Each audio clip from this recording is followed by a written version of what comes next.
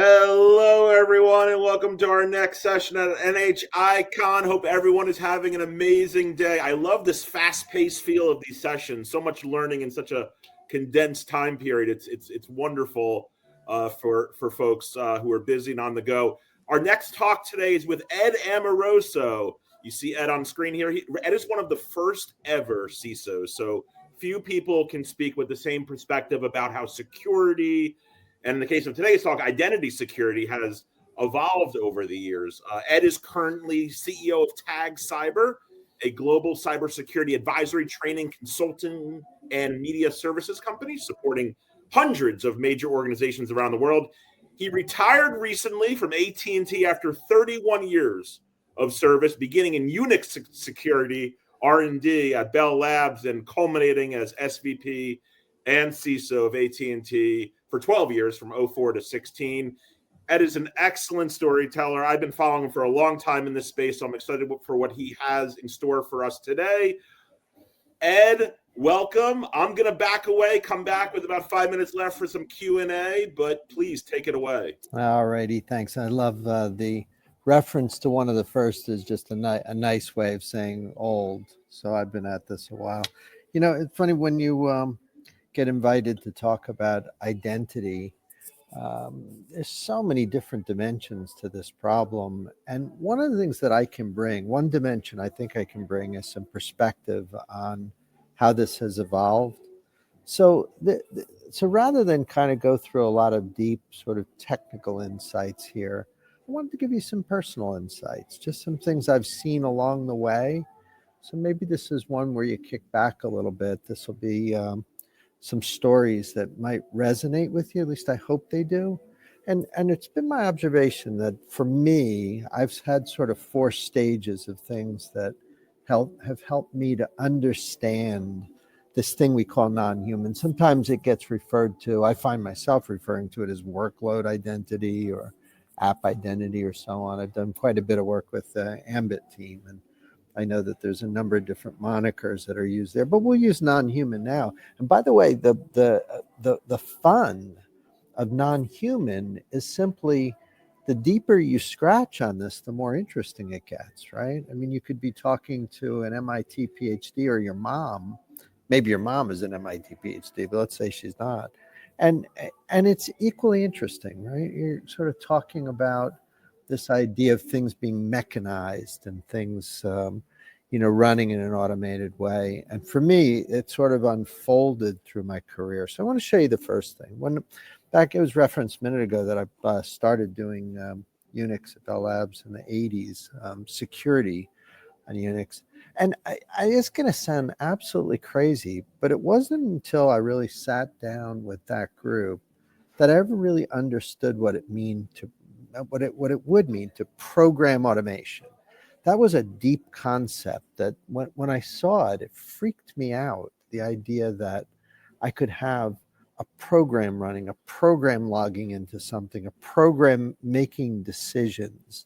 That was such a mind-blowing concept. And I think for many of you, particularly those of you who might have been born in a year that starts with a 2, you take that for granted. But I don't think I can underscore enough, when you saw the way you could write shell scripts and have them operate in a way that really, in a sense, sort of mimics the way a human being would be operating, just blew my mind. And Steve Bourne, you can see here, built a shell that a lot of you were maybe still are using. So the learning here is that the possibilities in computing were just unbelievable. I literally had my mind blown at the kinds of opportunities that emerged when you thought it's not a human being with an application. It could be an application with an application. Later, you saw APIs and so on and so forth. All these things that all of you take for granted. But when you watched it unfold, it was such an amazing thing. I know I sound like grandpa here saying, gee, it sure was amazing when we got cars the first time. But it really was a first stage toward this idea that potentially you could have this problem of determining the identity of something that is not a human that you're interacting with. And I know, we've all, if you're a computer scientist and you played with Turing tests, and you probably wrote little Python programs that emulated a Turing test. But this was sort of the first stage. Now, the second stage was something that when we really did start seeing anonymity and non-human activity, like this cartoon. Kind of interestingly, Peter Steiner is the guy who wrote this on the internet. Nobody knows you're a dog, maybe the most famous kind of non-human identity cartoon ever written. You can see there's a picture up there of Dickinson College. He was actually a professor there with the undergraduate school at Dickinson College. So when I saw that he wrote that cartoon, I thought that was kind of a unique a little coincidence. But nevertheless, this is a deep cartoon. I'm not saying the internet, has dogs on it, but the internet certainly does have mechanized computing. This idea that non-human identities can be interacting with applications or interacting with you, again, also blew my mind. And it's kind of salient now because we're starting to debate the merits of autonomous applications and systems and machines. And with autonomy, I think that this topic that you folks are studying today, is non-human identity, becomes the new identity and access management. I think when we all first started looking at this, non-human was the size of a golf ball, and identity and access management, a la Okta, Active Directory and so on, Azure AD and so on.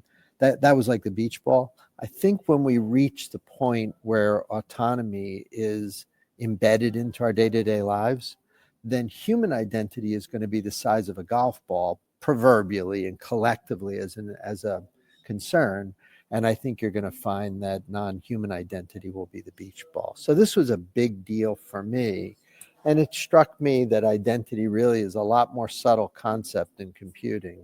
The anonymity of not really knowing what you're dealing with at the other end introduced some pretty interesting possibilities, certainly for me, as I started to ponder what this meant. So that was kind of the second stage. When you combine that first stage of programmed automation a la shell or Unix computing, Unix shell scripts, the way we would do it, you can do it a million ways now. Combining that with this notion of autonomous and anonymous identity, wow, it was pretty powerful. And that led to sort of stage 3. It was referenced a little while ago that I became a CISO kind of in the early 90s. I didn't know what the hell I was doing. It was a brand new kind of field. And I was a computer scientist. I am a computer scientist. So I came at this from the perspective of how do we stop threats? So my first thing I did when it was Frank Iana was running the network at AT&T and asked if I would do this. First thing I did is ran down to Columbia, Maryland and spent some time to try to learn how you detect attacks. And I went out to San Antonio, spent a lot of time at AFWAC. But what I found quickly was this weird thing was that I didn't even know what it was. It was called compliance. And I knew I hated it. And I realized I still hate it. But man, is it important to your life if you're a CISO. You can see EY, the designation there, and you can see Jim, who's kind of the father of Active Directory. I started noticing that the problems I was being brought into were not problems of stopping hackers, detecting live attacks, being in an ops center at 2 a.m., monitoring keystrokes. It was none of that. It was sloppy, crappy setups of service accounts and all this stuff. And I was like, what is this? And I realized that was the root cause of most of the problems that we were seeing. So I came to kind of grudgingly respect compliance. But what I noticed was that most of the problems that we were seeing in compliance seemed somehow to link back to these damn service accounts. I didn't even know what they were. And I had the team take me through. This was back in telecom. They're explaining to me how they work, and they probably had to tell me 20 times to get it through my thick skull. But then I sort of got the point, and I started linking it back to things I'd seen earlier. Mechanized sort of automation. Wow, I see what you mean. Identity not being a human being, but some mechanized workload is the identity. Like, what does that mean? Is it the developer who's God in that scenario? Is it the developer? Is it the system administrator? Is it the user that's invoking? Is it who is it? What an interesting concept. And then combined with that, you got these glaring auditors screaming at you to get the damn things fixed. So you combine those three things, and I think those three stages, at least for me, kind of set the stage for the fourth. And that's where I really started to connect the dots to live attacks. So here's my my good friend who runs SolarWinds, CEO of SolarWinds. Boy, what interesting timing he had, right? He joined the company like in January. They got hit a month or two later. But at any rate, I thought they did a wonderful job with the response to this, and I think they are a great company. But, they got hit. When you guys have done the root cause on this. I'm not going to take you through it in a couple minutes anyway. But I notice now that it's not just a compliance issue, but service accounts are live participants in attacks and APTs. So it's like, whoa, this is a very big issue. This is arguably one of the bigger issues in cybersecurity. That's why I've kind of I referenced earlier, I'm friends with Apurva and with Dave Goldschlag and others who work in this area. And I've really tried to make a good study of this because I think this is, is the next big thing, capital N, capital B, capital T. I think that's right, though. I think the idea that, some human being sitting, tapping away, like I've been studying KnowBe4 recently, and I remembered that Kevin Mitnick was there for a while, the late Kevin Mitnick. And I think of him as like he's the prototypical human attacker, and that was from the 90s, right? But now the prototypical hacker is not a human being sitting there. It's something mechanized. So the learning here is that service accounts are not just this compliance thingy, but they play a role in attacks. They play a significant role in live, ongoing, unfolding, right there on the screen in front of you attacks. So, wow, what an interesting sort of combination of stuff. And what my realization from those four sort of stages is, let's face it, human beings and automation are different. They just are different. They have different attributes. And it's not just, the dumb meme of, well, humans have passwords and, non-human is going to require certs. It's like, come on, it was so much deeper than that. Even though the meme is right, memes usually are right. But I think that there's something different. And I want to give you a little peek just at a little bit more perspective for me, because this is like coming home for me. I want to show you a picture here. This is over in the bottom right. That's a picture of me with my dad. We're going to a Yankee game. He's 92 now. And you can see S. Amoroso. It's the Garden of Eden theorem. My dad was an early computer scientist. I think he may have been the second or third PhD in computer science ever, 1966 or something. I got the same degree literally 25 years later. But the work that he was doing, this Garden of Eden theorem, was two autonomous computing automata that have a baby. And then the baby has a baby, and you feed them these instructions, and they do all this stuff. The papers that he used to publish, you can see this one here, he would bring them home like they were printed, and as kids, we would use the back of them as scrap paper. So I was drawing little pictures of stuff on the back of these early computer science sort of notes and papers that laid out some of the foundations for this. So I just want to make sure, this is, for me, like this personal perspective is not just this technical thing that I happen to bounce into, where, I notice I work in Unix and go, oh my gosh, the service accounts. And, I go looking around and I see that this is a compliance issue. And then I notice they're live in attacks and say, gee, what an interesting thing to notice. It's something that really has pervaded my entire life from the time I was a little kid till now. And now the research that we're doing at TAG is very much along the lines of this. Let me give you an example of what this is. If you're a human being and you decide that you want to bring down the United States, and the only thing you have are your fingers and a keyboard, then you're going to scan and you're going to do all the different types of APT actions. You're going to try and phish somebody and get accounts and do the things that a human being would do to target an infrastructure. And the attack surface that's available to you is something that anybody who's in attack surface management understands fully. You can represent it as a vector of different things, visible attributes that you can see. They might be exposed business unit portals. They might be operating systems that I noticed. They might be vulnerabilities that are clearly visible that could be exploited. It could be a bunch of resources. And you can see on the left, I've referenced those as columns. They're layer one business units, operating systems, the vulnerabilities, resources. It could be anything else. But the point is that anybody who does ASM knows what I'm talking about, that there's a visible profile and you can represent it as a vector. And if you do EASM, then you read the vector and you try and figure out what the hell's going on. What can I get? What's there? And you might use matching algorithms or regex or little scanning or little pieces of hack tools, or you might use something from HD More or whatever you're going to use. You'd have a whole bag of tricks that you would use. But one of the things that we noticed, and I worked on this with my friend Rob, who runs Psycognito, we noticed that if you arrange the vector as an n by m matrix, and I understand that a vector is a matrix, but just it's easier to represent if you think of it as an n by m, almost the way you would see pixels in a picture of a human being. And the dots that are in there are not pixels with grayscale, but rather there's some sort of activation on that visible attack surface.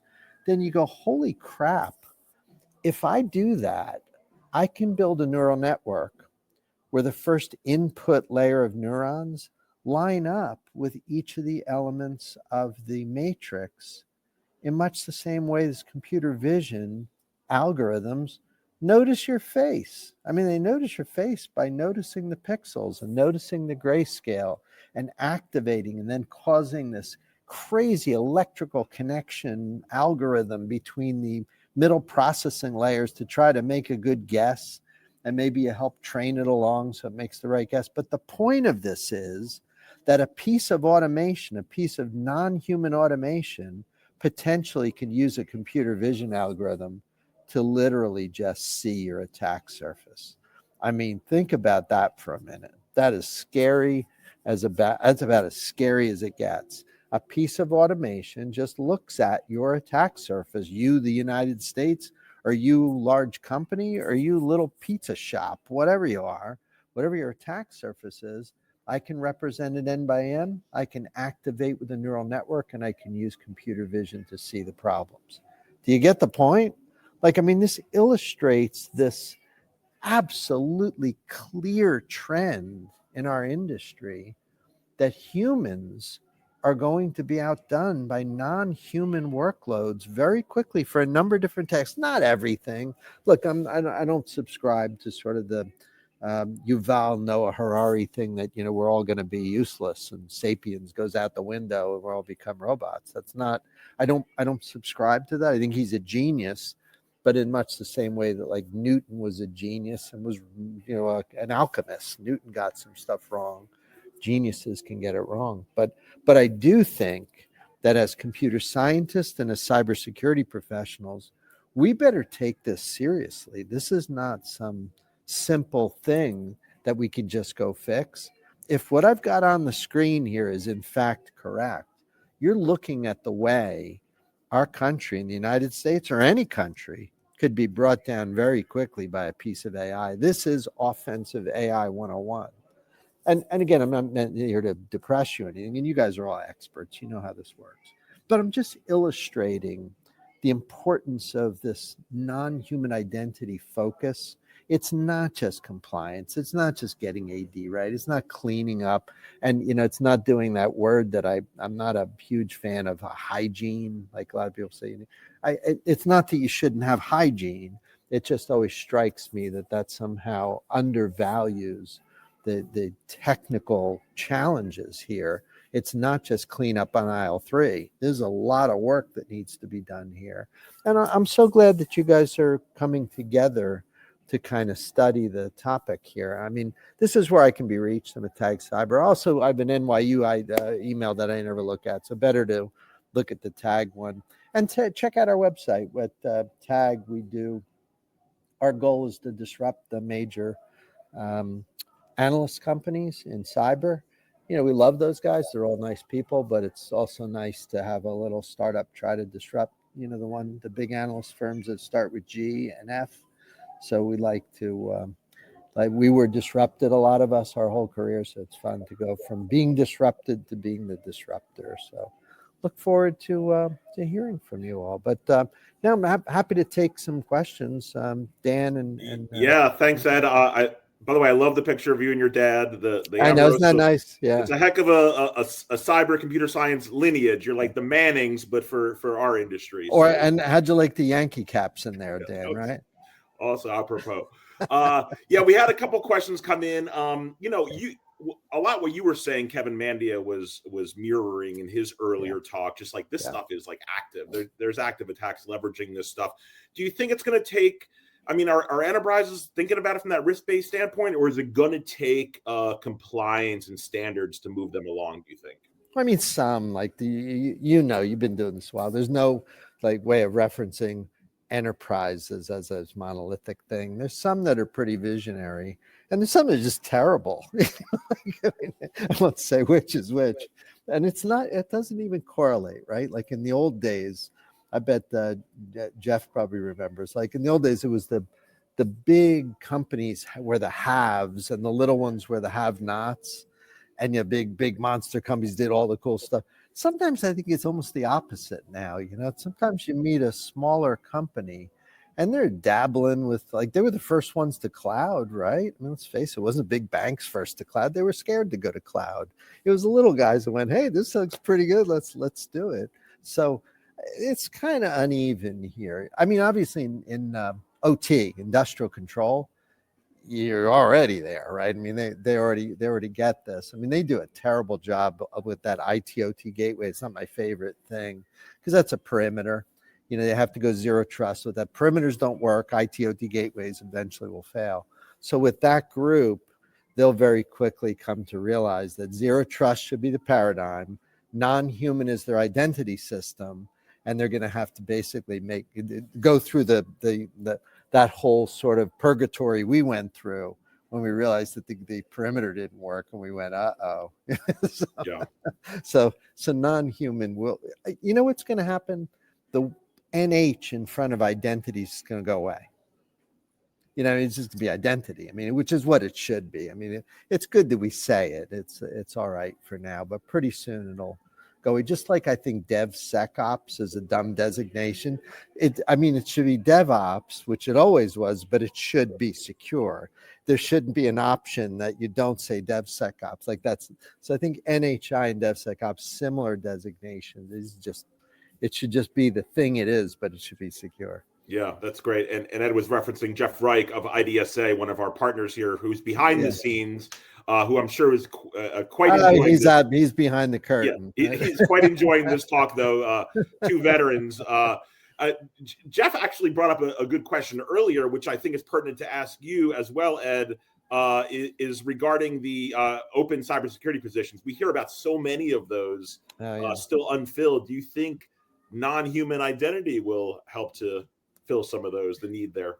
I'm probably going to get everybody pissed at me. Can I do that? I don't want to. I hope you guys don't get mad at me when I say this, but this thing of unfilled jobs and skills gap, give me a break. There's no such thing. There's no skills gap here.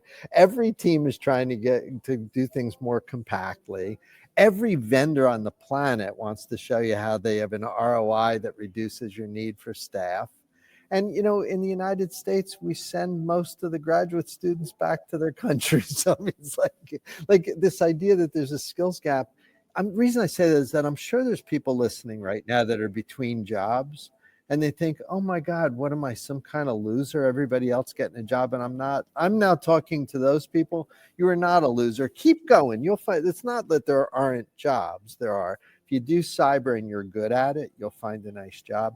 But it's not like there's just a zillion jobs and you whip a dart and you pick 5 of them. And that's not the market we're in right now. So I think we have to, this idea of skills gap has been overplayed. I know somebody's going to get mad at me. I got to end you there, Ed, but it was a pleasure having you today. Yeah. Any questions we didn't get to, we'll follow up with you. Thank you, everyone. All right.